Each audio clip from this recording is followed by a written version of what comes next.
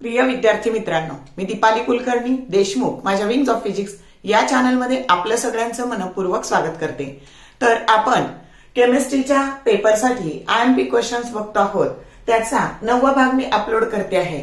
आता आज आपण खूप महत्त्वाचा प्रश्न बघणार आहे की तुमचा जो चॅप्टर नंबर 10 आहे हायड्रोजन डेरिव्हेटिव्ह, याच्यामधला खूप महत्त्वाचा फरक SN1 आणि SN2 रिएक्शन एकदम सोपा 4 स्टेप मध्येच तो तुम्हाला लिहिता येईल।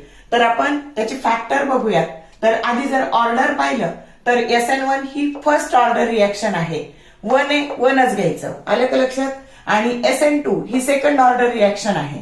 त्याच्यानंतर नंबर ऑफ स्टेप्स बघा, इथं सरळ 1 2 लक्षात ठेवायचं, म्हणजे ऑर्डर आणि स्टेप आणि 1 2 म्हणजे ही 2 स्टेप रिएक्शन आहे। इकडं 2 1 लक्षात ठेवायचं, सेकंड ऑर्डर 1 स्टेप, ही 1 स्टेप रिएक्शन आहे।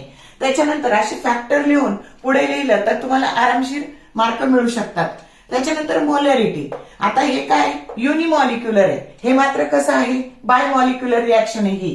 त्याच्यानंतर याचा जो रिएक्शन रेट आहे, it depends upon means reaction rate of SN1 reaction it depends on the concentration of 1 reacting species. आणि इकडचा मात्र हा जो रिएक्शन रेट आहे SN2 जी काही रिएक्शन आहे तिचा reaction rate it depends upon concentration of 2 reacting species. इथं 1 तर 1च, SN1 मध्ये 1 रिएक्टिंग स्पेसिस आणि 2 तर 2च, आलं का लक्षात।